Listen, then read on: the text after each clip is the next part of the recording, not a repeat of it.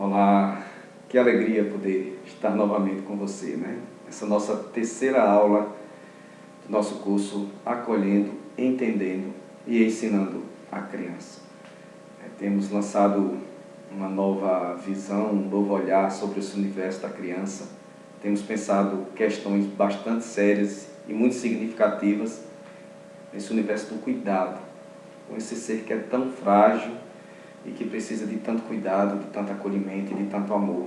E a gente precisa compreender tudo que envolve a criança, né? Desde aquilo que é muito pessoal, muito íntimo, até o contexto que a envolve, né? Principalmente ligado à família. E hoje nós vamos pensar numa outra perspectiva muito importante também, e eu queria convidar você a estar juntos mais uma vez nessa aula, aprendendo juntos questões que são fundamentais para nós desenvolvermos bem o nosso ministério na igreja, o nosso trabalho na escola, né, o nosso papel enquanto mãe. Em qualquer espaço onde nós estejamos, a gente possa ser útil e construir algo sólido que realmente seja transformador para a vida das crianças e daqueles que estão perto dela também. Nossa aula número 3 tem como tema as fases de desenvolvimento da criança. Vamos pensar sobre isso. Temos questões aqui muito sérias, muito fortes em alguns momentos, mas a gente precisa aprender isso, a gente precisa repensar muita coisa se a gente quiser construir algo cada vez mais forte, né? Cada vez mais consolidado. E eis o meu desafio nessa próxima aula, pensar como a criança se desenvolve e tudo aquilo que está dentro desse contexto, né, de crescimento da criança. Vamos pensar junto? Começamos aqui a nossa aula número 3 e você está assim convidado, tá certo? E aí eu começo com uma provocação, né, e eu quero citar Heráclito, né, que é um filósofo do século VI a.C., quando ele diz o seguinte: não há nada permanente, exceto a mudança. Olha que coisa interessante e profunda. E eu queria fazer com que você pensasse a partir dessa primeira reflexão, dessa primeira frase, né, que tem uma questão muito interessante por trás dela, que é o fato de que constantemente nós estamos mudando. Você vai começar essa aula, quando você terminar essa aula, você vai ser uma outra pessoa completamente diferente. Então esse estágio, né, de ser sempre a mesma coisa, de ser sempre a mesma pessoa, nesse universo do desenvolvimento humano e nessa questão também do desenvolvimento espiritual, que tem muito a ver com o nosso contexto, ela não funciona muito bem.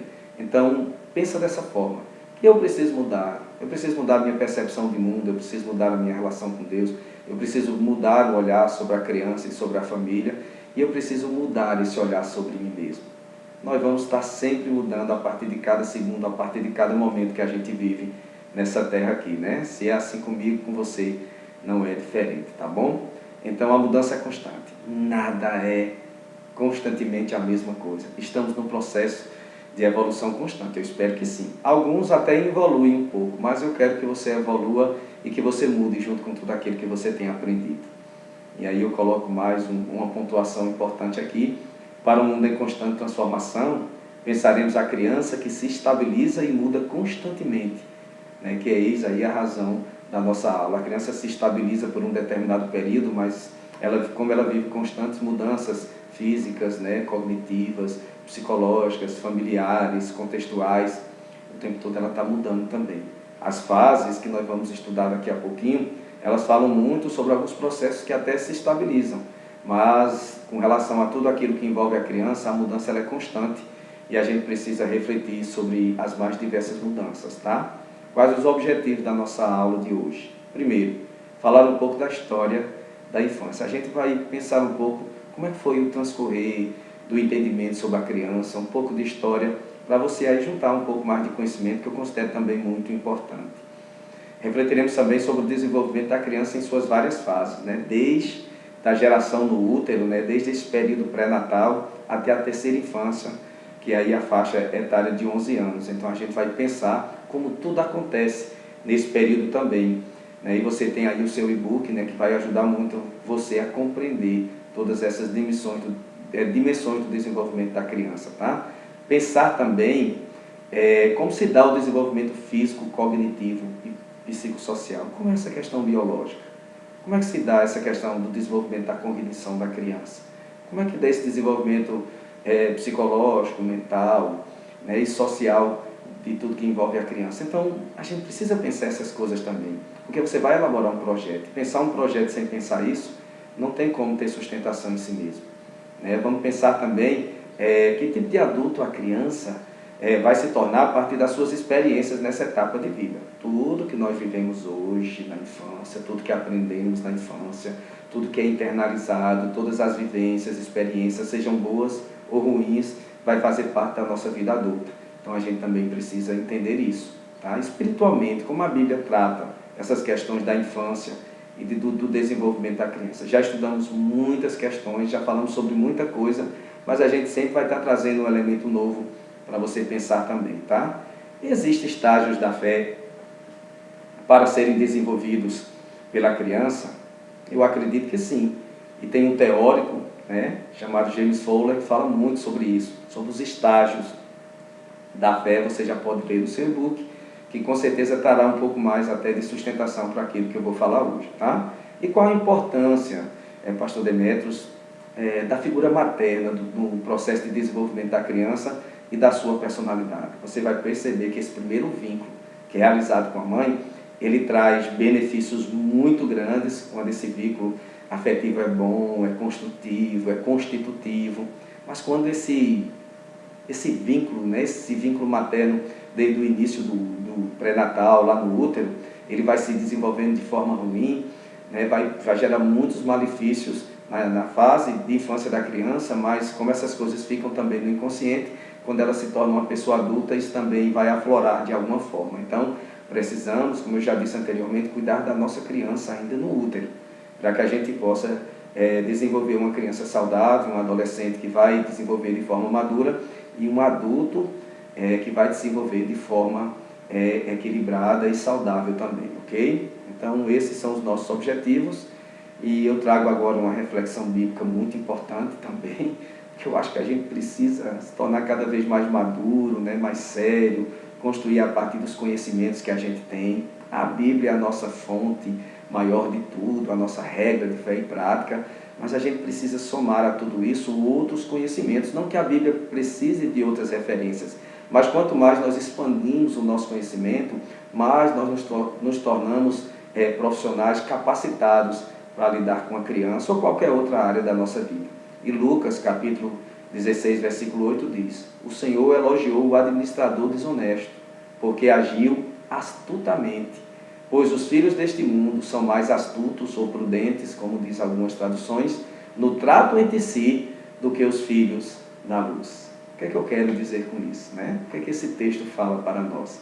Então há um convite aqui para nós sermos responsáveis, será? A ciência é assim? Falta prudência em nós? O que é que eu quero trazer com essa reflexão? É que os filhos da luz são às vezes menos prudentes que os filhos das trevas, né? Os filhos das trevas estão estudando, investindo em conhecimento, buscando amadurecer, né? Buscando cada vez mais soluções para lidar com os outros, para se relacionar com as outras pessoas, mesmo que muitas vezes fujam um pouco daquilo que a gente acredita enquanto verdade para as Sagradas Escrituras, mas preste atenção como eles são astutos, prudentes, se preparam, têm um conhecimento sólido e muitas vezes nós estamos muito aquém desse conhecimento e nos tornamos pessoas despreparadas até para compreender o discurso da Palavra de Deus.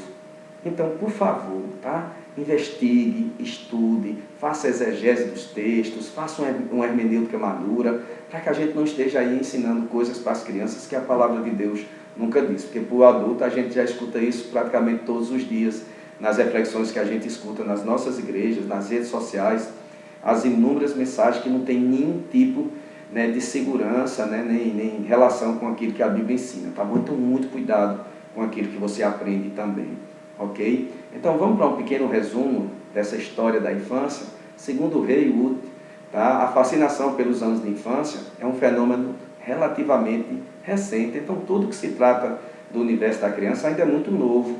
A gente tem aprendido muito sobre a criança, mas a gente ainda tem pouco conhecimento sobre a criança. Cada vez que a gente estuda, a gente descobre mais. Então, as coisas estão começando a se tornar muito mais maduras com relação a esse conhecimento da criança, tá? Nesses últimos tempos. Então, a gente tem muita coisa para aprender ainda. Até o século XII, por exemplo, a criança era percebida apenas como um animal suspirante, ele não era reconhecido nem como gente, nem como pessoa, não tinha preocupação nenhuma com ela, não tinha cuidados essenciais nenhum com essa criança, e ela simplesmente era deixada de lado, né? Quando a gente olha para as Sagradas Escrituras também, a gente percebe que as crianças nem contadas eram, e as mulheres também não, né? A gente precisa interpretar um pouco mais de cuidado essa questão dessa contagem, desse texto, mas a gente precisa entender que só o adulto era percebido, só o adulto era entendido como alguém que deveria ter atenção. A criança ela era desprezada, colocada num lugar um pouco insignificante. Ela não tinha identidade, ela vivia numa espécie de anonimato. Isso era percebido quando chegasse à fase adulta, quando chegava, né? Porque morriam muitas crianças, né, pela falta de cuidados médicos também, que não eram os melhores, ainda continua assim hoje, né, principalmente no nosso país, mas naquela época, além de elas serem desprezadas emocionalmente, socialmente, né, não tínhamos tantos recursos assim para cuidar da criança, tá? Então, nessa época, ainda perdurava a ideia de algo sujo e sem muito valor com relação, principalmente, à figura da mulher, né? E aí cabe aqui uma reflexão muito séria, porque a mulher sempre foi colocada, né, no lugar de desprezo. Com o menino já era difícil, mas o menino tinha um pouco mais de atenção, até porque ele iria trabalhar, manter a casa, então o olhar era outro. Mas a mulher, né, sempre foi um pouco desprezada nesse contexto, e continua sendo até hoje ainda, lutando pelos seus espaços, mas a figura feminina, a menina naquela época, ela tinha dificuldades muito grandes, né? O próprio Haywood, citando novamente, né, esse autor, ele fala que as meninas costumavam ser consideradas como produto de relações sexuais corrompidas, pela enfermidade, libertinagem ou desobediência a uma proibição. Ou seja, era como se fosse proibido ter menina. Então, quando acontecia de ter uma menina, é porque as pessoas era entendido que as pessoas cometiam pecados, falhas muito grandes, e a punição era a filha nascer mulher. Olha que coisa pesada, né? Na própria Grã-Bretanha, naquela época, né? Quando nascia um menino, tocava um sino muito grande, e eram 3 badaladas. Quando nascia uma menina, tocava apenas um sino pequeno, e eram 2 badaladas, dando um sinal de que a mulher estava no lugar abaixo da figura masculina, né? Então, carregamos isso pela leitura equivocada das Sagradas Escrituras também, que aponta para a mulher como uma figura ligada ao pecado original e às suas repercussões na humanidade por conta do pecado de Eva. E a mulher carrega muito esse peso do pecado original, porque a mulher peca, né, e faz o homem pecar, então tudo que acontece hoje é entendido a partir da figura feminina. Então tudo que é ligado à mulher tem muito disso, então a gente precisa trabalhar essas questões também com relação a figura da menina, né, da criança mulher na nossa igreja, trabalhar isso com as famílias, trabalhar isso no discurso teológico também, para que desde cedo, junto com os meninos, né, junto com a igreja como um todo, seja criada uma cultura de respeito à figura feminina, porque senão essa criança também vai crescer mais insegura ainda se ela não for percebida como tal. Então, como é que a gente resolve essas questões? Eis o desafio para vocês, né? Eu sugiro que vocês façam pesquisas e aí apontem as soluções dentro do seu contexto, da sua realidade, seja na igreja, seja na escola, você pensa como vai trazer as soluções, tá? É só vocês observarem os cenários, fazer a leitura correta de cada espaço onde você está e produzir as mudanças necessárias. Mas que a gente pode fazer alguma coisa, a gente pode sim. Aí já no século XIII, as crianças passam a serem vistas com outro olhar, né? Como páginas brancas, onde os adultos é que vão inserir algum conteúdo, algum conhecimento, principalmente no aspecto moral, para que eles possam ser preparados para serem adultos e terem bons modos. Então, para vocês entenderem aí a importância que a criança começa a ter a partir do século XIII. Nessa época não se tinha a ideia ainda de que a criança poderia se desenvolver por si só. Por isso que tem um adulto próximo, que está ali ensinando, que está ali lhe mostrando alguma coisa que ela por si só não pode se desenvolver sozinha. Hoje a gente tem um conceito completamente diferente a respeito disso, que a criança também tem seus mecanismos de defesa, ela cresce, ela amadurece, a partir também de um amadurecer saudável, digamos assim, tá bom? Então a descoberta da infância, ela só começa a acontecer, na verdade, a partir do século XV, XVI e XVII, quando começam a ter um tratamento diferenciado, um olhar diferente, um cuidado melhor. Então elas se tornam muito mais protegidas, e aí elas passam a ir para a escola, né? É um lugar agora diferenciado, ela tem cuidados especiais, e são preparadas para o mundo dos adultos, ou seja, há um entendimento de que a criança ela precisa ser preparada sobre vários aspectos, não apenas sobre esse cuidado do pai ou da mãe em casa. Então se amplia a visão com relação à criança. E aí acontece naturalmente a adultização. Mas na verdade naquela época era um processo, a criança era educada em casa, começava a crescer, ia para a escola, era preparada para os adultos para chegar na fase adulta mais madura. Hoje é algo que acontece na infância ainda. As nossas crianças são adultizadas, são erotizadas, são verdadeiros microempresários, homens de negócios que têm uma agenda lotada, cheia de atividades, então elas já aprendem desde criança a serem adultos, o que é uma coisa totalmente contra tudo aquilo que a gente pensa a respeito de desenvolvimento psicológico da criança, tá bom? Então, a partir do século XIX e XX, a criança começa a ser protegida, tá? Os pais as acompanham muito mais de perto, querendo saber dos seus resultados, vendo a criança na escola, vendo como é que ela está se desenvolvendo, então o olhar é outro, tá? E a família começa a se organizar em torno da criança. Agora tem uma casa, tem um lar, ela está protegida, ela começa a ser educada ainda na própria casa, vai para a escola, começam a perceber o seu desenvolvimento, né? Então, nesse caso também há uma terceirização disfarçada dos cuidados. Isso acontece muito hoje, porque a gente perdeu de vista essa participação da família no cuidado da criança. Até que um tempo, né, no período da amamentação, no início ela até fica em casa. Mas depois a gente começa o processo de terceirização. Manda para a creche, manda para a escola, manda para a EBD, manda para o cuidador. E a gente começa a ter esse distanciamento da criança como se ela pudesse crescer sozinha, sem o olhar dos seus pais. E aí perde-se o vínculo, né? Daqui a pouco a gente vai falar da importância do vínculo materno, e os prejuízos serão para a vida toda. Então, no Brasil, cria-se o Estatuto da Criança e do Adolescente, o famoso ECA, 1990, né? Que tem muita coisa boa, mas tem algumas controvérsias aí, né? Principalmente nessas questões de lei da palmada, de algumas proteções, de alguns direitos que a criança tem que acabam prejudicando algumas ações dos pais em relação à formação do seu caráter e da sua personalidade, principalmente no tocante à imposição de leis, né, de castigos, digamos assim, mesmo que sejam sem violência, né, há toda uma preocupação e até punições para os pais que fazem isso, tá? E é criada também a Lei de Diretrizes de Base, né, da Educação Nacional, que separa as crianças agora por faixa etária, que tem um conteúdo específico, que protege a criança. Então o olhar é completamente diferente e aí a criança começa a se sentir mais segura em muitos espaços, né? Então, sob o amparo da lei, a criança começa a ser protegida.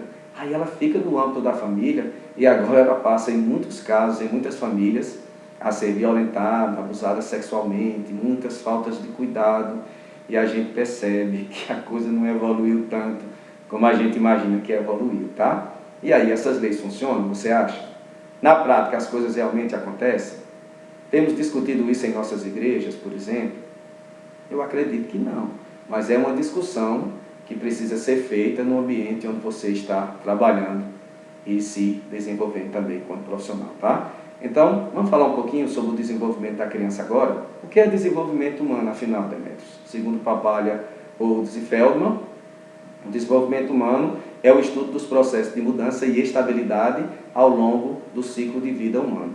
Desde a infância, né, até a chamada terceira idade, ou boa-idade, ou velhice, como nós dizíamos anteriormente, há uma preocupação do estudo, né, daquilo que se estabiliza, daquilo que se evolui, daquilo que se desenvolve, né, tanto nos aspectos biológicos, físicos, como psicológicos, mentais, sociais também, aí tem a ver com todos os seus relacionamentos, as questões ambientais, né, que é o espaço onde a criança vive, e todas as outras influências que contribuem ou atrapalham o desenvolvimento. E a gente vai ver daqui a pouco quais são, tá? No nosso caso, iremos refletir de forma resumida sobre esses processos, mas na perspectiva só da criança, ok? Vocês irão perceber que o espaço da família e a figura da mãe são importantes nesse processo de desenvolvimento da criança, muito importante, né? Ter esse vínculo materno desde o início, que é na verdade a mãe, esse primeiro vínculo, vai ajudar muito a criança a ser saudável e um adulto também saudável, tá bom? E o espaço da família, porque na nossa próxima aula, inclusive, a gente vai falar das novas configurações familiares, né? Entender um pouco mais sobre família, para poder ajudar você, né, nisso tudo que você tem aprendido até agora. Pensa um pouquinho na história de Esaú e Jacó, por exemplo. Acho que exemplifica bem esse primeiro momento, principalmente no que tange a família. Está aí em Gênesis 25, do 21 ao 16, e Gênesis 27, do 1 ao 46. Quando incentivado pela sua mãe, né, Jacó vai, engana o seu pai, toma a primogenitura do seu irmão. Essa história você conhece muito bem, quase acaba em morte. Perceberam aí a ação da mãe para beneficiar um filho e prejudicar o outro? Né? Todas essas questões geraram prejuízos muito grandes. Jacó, desde o ventre, né, já tinha um comportamento estranho, quis nascer primeiro, nasceu segurando o calcanhar do seu irmão, né, já demonstrando um comportamento diferenciado, certamente aprendeu no útero, né, e aí a gente percebe o quanto essas coisas atrapalham o desenvolvimento. Mais tarde ele vai viver uma experiência no Val do Jaboque, reconstrói inclusive a sua identidade, ele passa de enganador a Israel, que é príncipe da paz, e aí há uma mudança muito profunda e uma reconciliação. Mas a gente sabe que nem sempre as coisas acontecem assim, tá bom?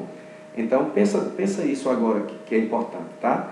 Então a gente olha para a história, por exemplo, de Esaú e Jacó, a gente olha para a história de muitas crianças, mas a gente tem que olhar para a nossa própria história também. Né? Se as pessoas, e aí é um conceito da psicologia, né? Se as pessoas entendessem melhor a si mesmas e se conhecessem, né, o que havia influenciado desde a sua infância, as pessoas hoje seriam outras completamente diferentes. Mas como elas não se compreendem, não buscam ajuda no processo terapêutico, não conhecem bem ou não resgatam essa sua história para tratar, ficam aí adoecidas, né, prejudicando todo mundo, inclusive a si mesmo, tá? A vida se desenvolve em ciclos e a infância é fundamental para o restante dos anos. Você consegue lembrar de como foi a sua infância, por exemplo? Foi uma infância boa? Você viveu bons momentos, sofreu, né? Foi uma criança que foi violentada em muitas necessidades? Como é que foi tudo isso para você? Dá uma olhadinha no adulto que você se tornou. Percebe agora que nós não somos, nós nos tornamos. Essa história de que a gente nasce isso, a gente nasce aquilo, é papo furado. A gente se torna a partir das nossas relações. Então, preste atenção na criança que você foi e olha para o adulto que você foi. Eu sei que você viveu experiências com Deus e muita coisa mudou, né? Aí o valor da questão da leitura da palavra, da experiência de conversão. Mas fora disso, viu que ficou marcas profundas que você lembra até hoje? Então cuide da criança que habita em você. Nós já falamos sobre isso, tá? Então pode-se facilmente hoje descrever, explicar, prever e modificar comportamento. Eu faço a descrição de como a criança age, eu explico esse comportamento, eu faço, né, a prevenção, agora eu sei como é que a criança atua a partir do que ela trouxe, e aí eu posso modificar esse comportamento a partir de um acompanhamento terapêutico, a partir dos processos pedagógicos, a partir do ensinamento da palavra, né? E é interessante que eu trago até Skinner, né, que é aí o pai do behaviorismo, né? Behaviorismo tem a ver com comportamento, que é uma teoria comportamental, que ele afirma que é possível transformar uma criança no adulto que ele quiser. Ou seja, me dê um adulto que eu transformo ele numa bênção ou eu transformo ele numa maldição, depende de como a gente trata essa criança. Olha aí a importância do cuidado, do acolhimento, tá?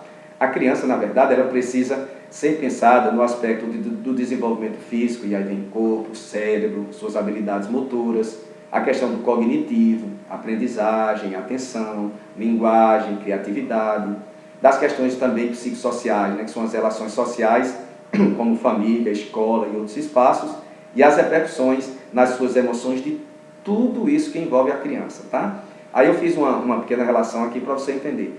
Vamos pensar que essa criança tem um problema no cérebro, né? Um problema aí biológico, físico.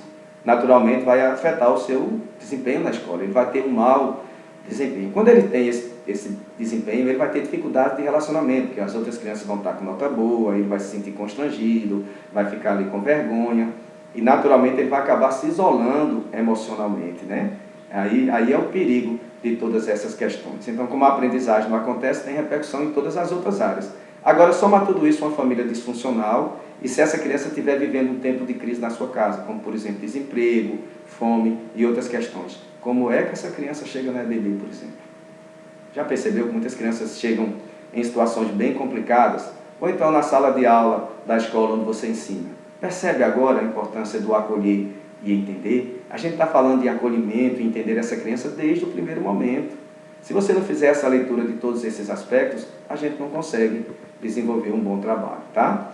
Aí eu convido você a ler com cuidado a página 54 do nosso e-book para você acompanhar, né? Aqui a gente não vai poder fazer toda a leitura, lógico, daquela tabela, que demoraria muito tempo, mas você precisa ler e compreender os processos, tá? E até no momento oportuno tirar as dúvidas, tá? Então lá nós trazemos todos os períodos de desenvolvimento da criança.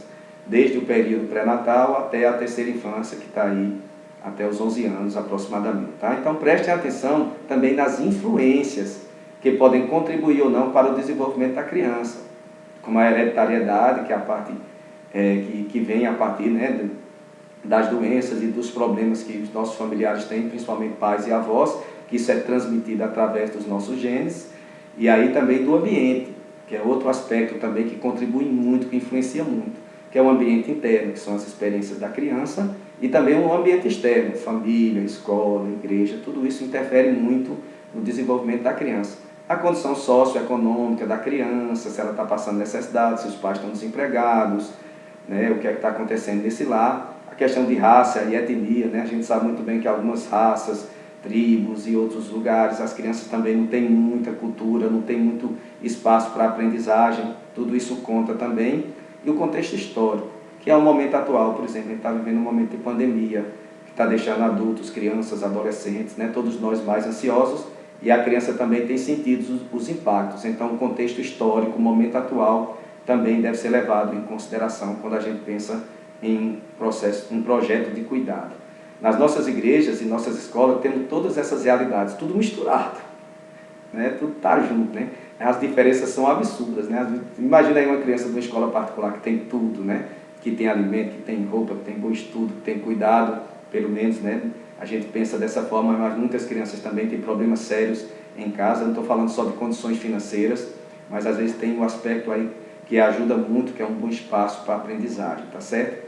Então os resultados também são completamente diferentes, porque crianças de escola pública não têm um espaço bom, às vezes é desorganizado, o professor nem sempre tem recurso para trabalhar, usa do seu próprio dinheiro até para ajudar as crianças, então as diferenças são muito grandes. Aí quando a gente chega no Enem, por exemplo, mais na frente, que um aluno de escola pública vai disputar com um aluno de escola privada, a diferença é muito grande, os resultados também, tá? Lógico que tem alguns que se sobressaem, mas na grande maioria a gente sabe muito bem que esses espaços são preenchidos por aqueles que têm um nível de instrução e tiveram uma qualidade de ensino escolar muito melhor. Então todas essas questões repercutem no desenvolvimento da criança. Que desafio, não?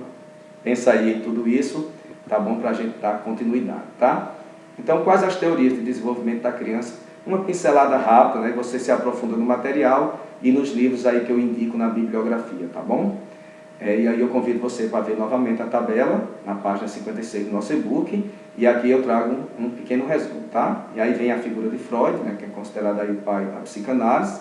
Ele nos faz perceber a importância dos pensamentos, dos sentimentos e das motivações inconscientes, né? Freud desenvolveu a teoria aí do inconsciente, mostrando que aquilo que fica, né, recalcado, guardado no nosso inconsciente, mais lá na frente vai aparecer de alguma forma esses conteúdos, ok? Então o papel das experiências infantis para Freud, né, é muito importante na formação da personalidade. E como essa criança entende e lida com essas experiências e como os pais contribuem para isso, tá? Então essa ambivalência das respostas emocionais conta muito, ou seja, como é que a criança se comporta? Ela reage de uma forma em um momento, reage de outra forma em um outro momento, então tudo isso precisa ser observado. E o modo como os primeiros relacionamentos afetam os relacionamentos posteriores. Olha que coisa importante. Quando eu não me dou bem lá na infância, quando eu sou maltratado, quando eu não tenho saídas saudáveis, quando os meus pais não são acolhedores, tudo isso posteriormente vai repercutir, principalmente na adolescência e na fase adulta, tá? Outro teórico é Erikson, né? Quando ele diz, enfatiza a influência da sociedade no desenvolvimento da personalidade, né? Mostrando que as questões sociais têm uma influência muito grande no desenvolvimento da personalidade da criança. Então percebemos que ele sai do universo da figura do pai e da mãe e ele agora projeta também nas questões sociais, afirmando que o desenvolvimento do ego se dá por toda a vida. Não é só até os 7 anos, como pensa a maioria dos profissionais, tá? E dos teóricos. Ele acha que o ego continua se desenvolvendo em todas as outras fases da vida. Essa é a diferença, né? Comparando Freud e Erikson, né? Freud é mais na questão da infância, na relação com o pai e com a mãe. Por isso que ele fala da questão do complexo de Édipo, e você pode estudar, né? Porque aqui não tem como a gente entrar detalhadamente nisso. E Erikson ele vai mais para as questões sociais. Então saímos da figura do pai e da mãe e vamos para as questões sociais. Seja com Freud, seja com Erikson, ou seja, a gente percebe que há uma influência de tudo isso, pelo menos no meu entendimento, no desenvolvimento da criança também, tá? Outro teórico também é Jean Piaget, né, que ele é mais da linha cognitivista. Ele concentra sua teoria nos processos de pensamento e no comportamento. A criança está pensando isso, por isso que ela está se comportando dessa forma, né? E tudo isso reflete em processos. Ele acha que a criança se desenvolve a partir de processos. No e-book você vê que eu disponibilizo isso para o seu entendimento. Ele separou o desenvolvimento cognitivo por estágios, né? Em cada um desses estágios, a criança pensa uma coisa e se comporta também da forma que ele pensa. Então, usando inclusive seus próprios filhos, ele ficou observando o comportamento dos seus filhos e a partir daí ele foi desenvolvendo a sua teoria, tá? E o outro muito importante, que é James Fowler, há uma espécie de padrão universal que permeia todas as fases, né, do caminho da fé na vida do ser humano. Então, ele entende que desde a infância a fé é desenvolvida. E você pode ver todos esses estágios da fé também no nosso material e a gente vai discutir no momento oportuno, tá certo? Então, ao pensarmos na criança, pensamos nela a partir dessas questões gerais e depois passamos para as questões específicas, ou seja, a fé é um sentimento universal, mas como se desenvolve a fé é algo específico. Fala-se de contexto, da igreja, da forma que a criança é educada, de como esse conhecimento chega e principalmente a partir da cultura e das experiências, né? Com seus pais, com seus cuidadores, com seus professores de escola bíblica dominical. Isso varia de nação para nação, né? De país para país, por conta das questões culturais, tá certo? Então ele separou por estágios e você pode ler isso também na nossa tabela e aprender mais um pouquinho, tá? Outro elemento aqui muito fundamental, e a gente já caminha aqui para o final do nosso material, é a importância do vínculo afetivo, tá? Porque a mãe é o vínculo inicial e principal da maioria das fases da criança. Já percebeu que até essa faixa aí de 6 anos, onde a personalidade da criança já está praticamente desenvolvida, porque dos 7 aos 11 anos vem um período aí de estabilidade, com poucas mudanças e significativas, né, nesse caso, mas acontece algumas mudanças, mas muito pouca, porque há um período aí de estabilidade, porque o que precisava ser desenvolvido já foi desenvolvido, tá? Então, a partir dessa relação com a figura materna, ou dos seus substitutos, que às vezes não tem a mãe falece ou alguma coisa assim, aí entra a figura do pai, de um familiar, de um cuidador, de uma pessoa que passa a ser significativa para essa criança. Então, a criança vai desenvolver sua afetividade e sua personalidade, né? Então, começa tudo na infância. E tudo começa a partir desse vínculo, a partir do momento que ela é gerada. Então, esse vínculo materno começa ainda no feto. Lembra do texto, o feto aprende? Releia quantas vezes for necessário para você entender que desde o ventre a criança já começa a desenvolver a sua afetividade e a sua personalidade também, que vai ser repercutida só mais na frente, mas com certeza virá a conta que a gente vai ter que pagar, tá? Então, esse vínculo tem uma relevância social muito grande, considerando que a existência dele ou a falta desse vínculo pode afetar o desenvolvimento de um indivíduo, podendo acarretar até mesmo patologias graves. Quantas doenças, quantas psicopatologias são desenvolvidas porque a criança não foi amada, não foi cuidada, não foi tratada. Então você precisa estar atento a tudo isso, principalmente nesse momento, você que é mãe e você que é professora, né, que pode ajudar também as mães a entenderem isso. Então os transtornos de personalidade, a maioria deles iniciam-se a partir das ausências desses vínculos, tá? Preste atenção em crianças agressivas, por exemplo, né? Ou hiperativas, ou desatentas, tristes, isoladas emocionalmente. A maioria delas não construiu vínculos com a mãe. Tem aí o início de tudo. Não que necessariamente seja só por conta da ausência desse vínculo, mas é preponderante, é fundamental desenvolver esse vínculo. Aí, lógico que a criança vai ter as suas experiências, pode ter o elemento hereditário também, que está sempre presente, mas o que faz tudo isso desenvolver e acontecer são essas questões das relações familiares. Agora imagina, não tem vínculo materno, família disfuncional, cresce num ambiente completamente desestruturado, o que é que vai acontecer? A criança vai ter muita dificuldade de desenvolver vínculos mais na frente, tá? Minha experiência na clínica, por exemplo, né, com crianças e até na comunidade terapêutica onde eu atuo, com homens que têm problemática de álcool e drogas e com mulheres também, mostra que aqueles ou aquelas que possuem um vínculo afetivo maior tende a responder melhor ao tratamento, até porque a mãe participa mais do processo, dificilmente os pais aparecem, né? E eles acabam tendo uma resposta melhor quando existe esse vínculo afetivo. E quando existe um vínculo afetivo com a figura materna e paterna, eles têm uma segurança maior para continuar até o fim do tratamento. Então, com a criança na clínica, eu faço uma espécie de entrevista, de pesquisa, busco como é que foi a gravidez, como é que foi todo o processo, como é que essa criança cresceu nesse ambiente, se foi um ambiente seguro ou não, tá? Aí nós descobrimos as razões do sofrimento da criança e das razões pelas quais muitas delas se perderam na vida, inclusive passando a ser dependente de drogas ilícitas, tá? Então, na entrevista, quando a gente vai fazer terapia com criança, a gente começa a entrevista com os pais. Aí, quando a gente atende a criança, faz as técnicas projetivas, a gente começa a ver crianças inseguras, magoadas, feridas, muito medo, muita ansiedade, porque o vínculo não foi muito bom e a família não soube cuidar, tá? Então, as figuras maternas e paternas são fundamentais, né? É a questão do amor e do interdito, desse cuidado, dessa afetividade e da lei que precisa ser internalizada. Se os dois trabalharem em conjunto, tudo vai dar certo, tá bom? O amor é sempre muito bem-vindo nesse processo, ok? Então, os pais de muitas delas nem sempre foram presentes, ou muitas nem conhecem. Sem vínculos afetivos, muita coisa se perde. As crianças nem conhecem o pai, nem a mãe. Cresce, lógico, sob os cuidados de outras pessoas, como as avós ou outros parentes, mas ela gostaria de estar perto. E é sempre esse vácuo, há sempre essa falta, né, do desenvolvimento da criança, tá? Então, um bom vínculo com a mãe sendo desenvolvido ainda na barriga é um prenúncio de bons vínculos futuros com outras pessoas.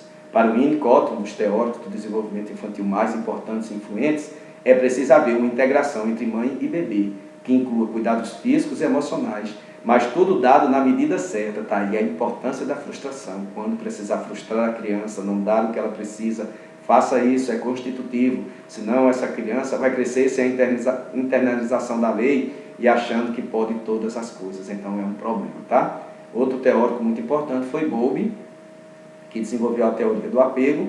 Então, para ele, esse vínculo mãe-bebê seria tão importante, né, para o desenvolvimento humano como qualquer outra necessidade puramente fisiológica, como comer, beber água, ou qualquer outro tipo de desenvolvimento. Esse vínculo também é fundamental para a criança, tá? Então, é um risco muito grande a ausência de vínculos para as crianças. As consequências da privação materna em longo prazo podem incluir delinquência, inteligência reduzida, aumento de agressão, depressão e psicopatia sem afeto. Tá? A maioria dos psicopatas são desenvolvidos também por ausência da figura materna, tá bom?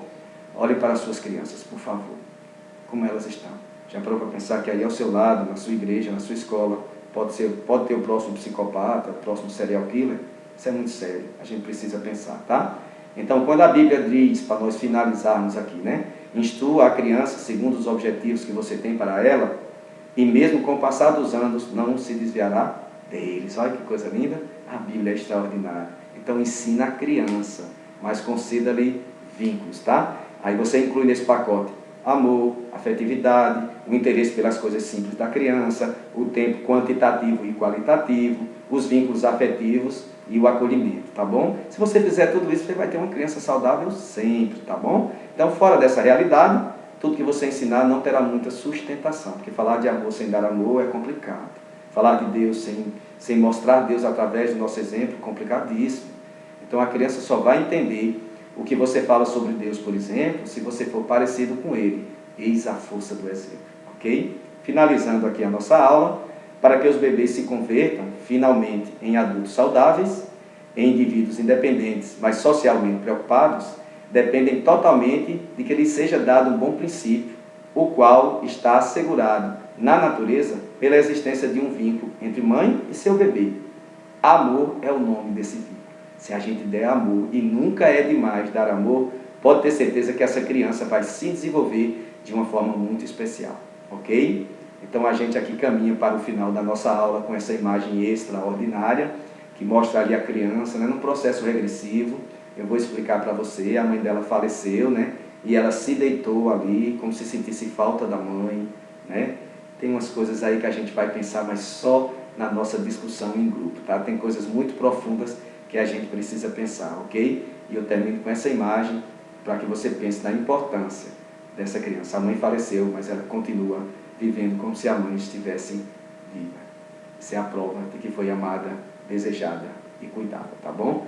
Tá aí as nossas referências bibliográficas, você pode comprar, ler, buscar nas redes sociais que você vai encontrar, ok? Então que Deus abençoe a tua vida e bom proveito tá bom? E a gente volta a se encontrar para discutir tudo isso, tá bom? Um abraço e que Deus te abençoe.